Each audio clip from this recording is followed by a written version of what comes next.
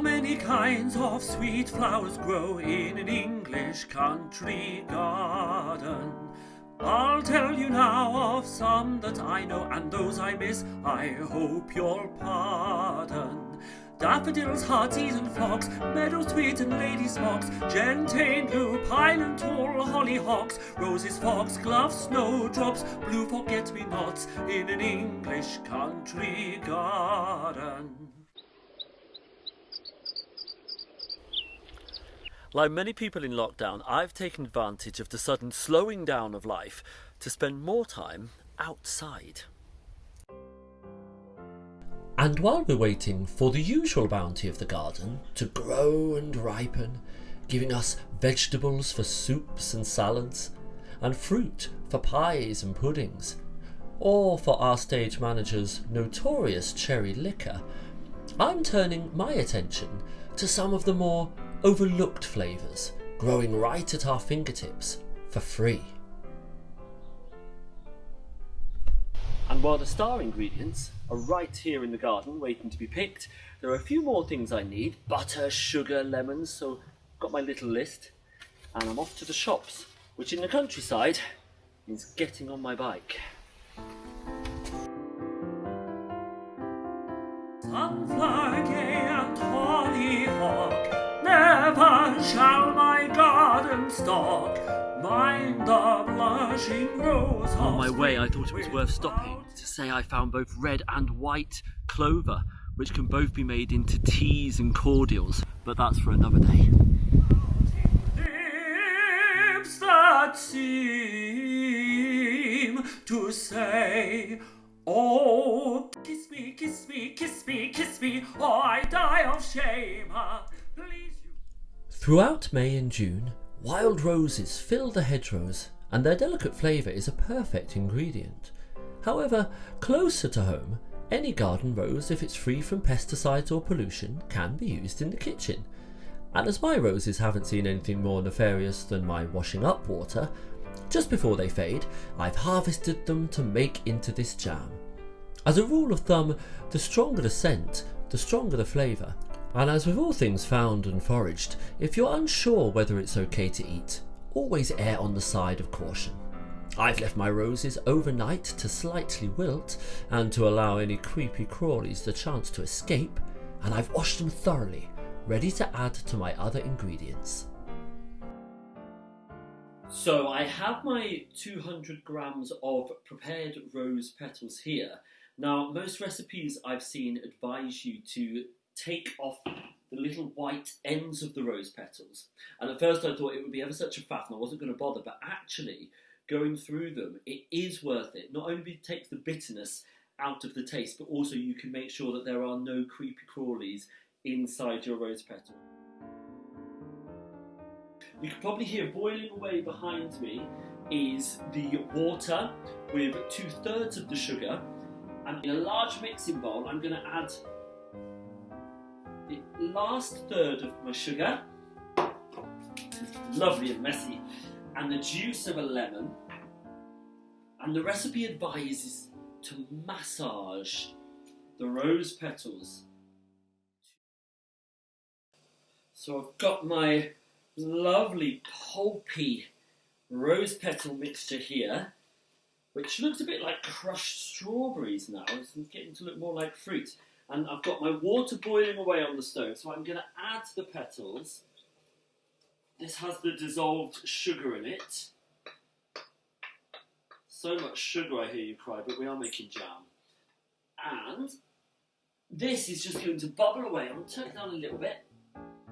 It's going to bubble away for about half an hour, and in theory, the lemon juice should help it keep its lovely pink colour.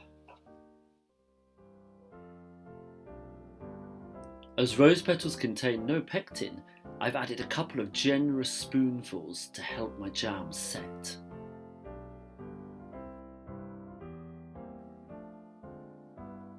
Once it's cooked, spoon into clean sterilised jars that have been washed in hot soapy water and dried in the oven. Leave your jam to set overnight and it's ready to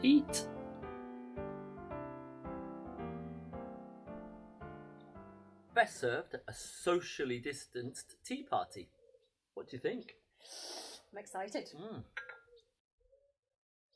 And while it doesn't matter if you serve it with a scone or a scone, as long as your cream is always clotted, you'll have a taste of summer that lasts all year long.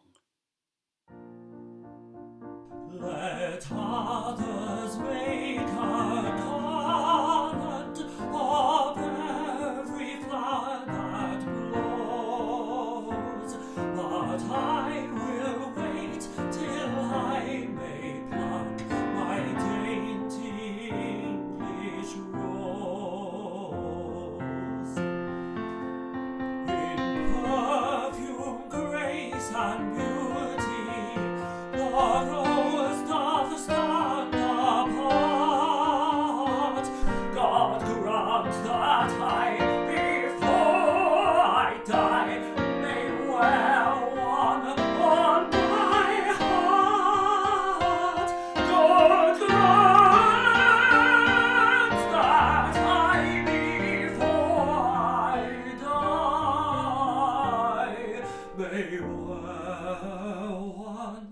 may wear one on my heart.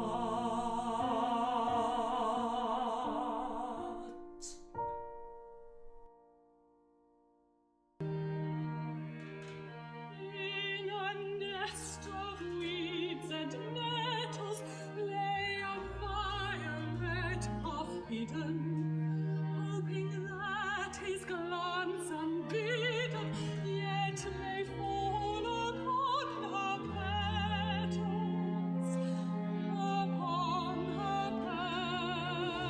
petals, though she lived alone apart. Hope lay nestling at her heart, but alas, the cruel awaking.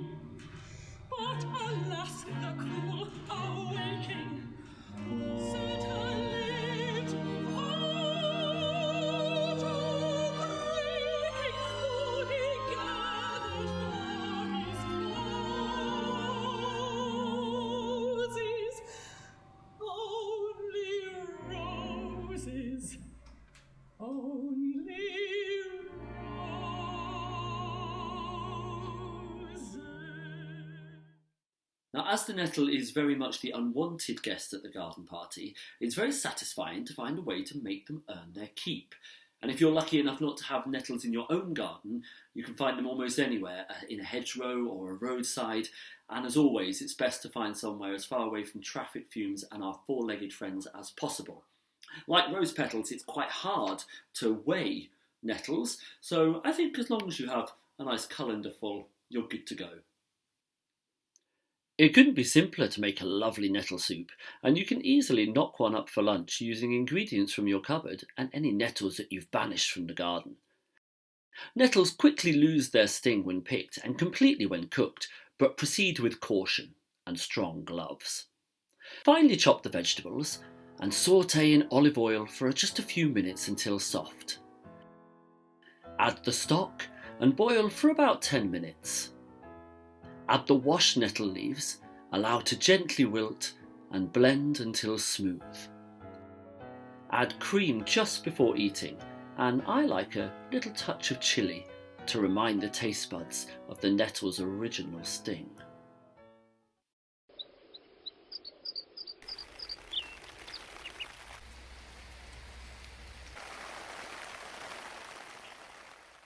What else to do on a rainy summer afternoon than make some biscuits? And as it is law that even talking about biscuits must be accompanied by a nice cup of tea, in the spirit of things, I've made tea from the garden. This is lemon balm. I've just infused a few leaves from the herb garden for about 5 to 10 minutes in hot water, and I've not tried this before. But as well as lemon, it has a sort of buttery mint taste, a bit like an old-fashioned Murray mint. So it's very pleasant, very relaxing. The flavour I've chosen for our biscuits is lavender. And I'm going to start the process by mixing in a big bowl 250 grams of butter, and 125 grams of caster sugar. Lavender blue, dilly dilly, lavender green. When I am king, dilly dilly, you shall be queen. There are many types of lavender in the garden, and I've tried them all. And the deep purple English lavender, with its heady scent and tiny flowers, is perfect for this recipe. Now this doesn't need to be creamed like making a cake, just nicely mixed. And when that's done, I'm adding 250 grams of plain flour, 50 grams of corn flour, just to give the shortbread a nice crumbly texture. I'm going to mix that through. I've also got my chopped lavender from the garden, and I've added a couple of chopped leaves of mint as well to give it a bit of extra freshness. And on the same subject, I'm going to add some zest of lemon. Mix that all together, and at this point it's probably advisable to get your hands in and give it a good knead.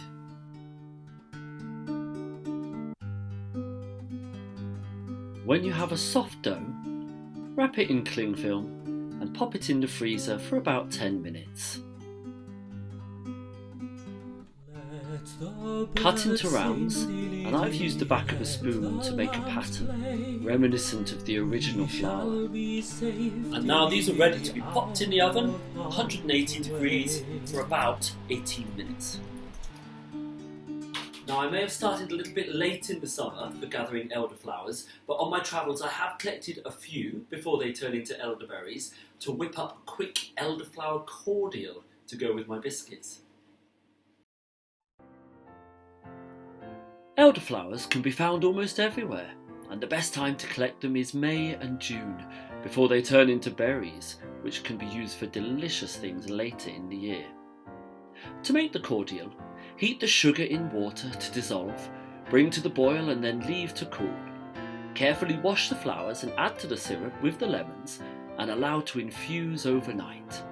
Then thoroughly strain the cordial through muslin or a clean cloth and enjoy with sparkling water or wine. When the biscuits are ready, take them out of the oven and allow to cool on a wire tray.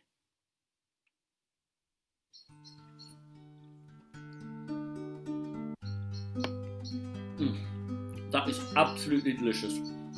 All you need is a good novel and a cup of Earl Grey. Who told you so, dilly dilly, who told you so? 'Twas my own heart, dilly dilly, that told me so.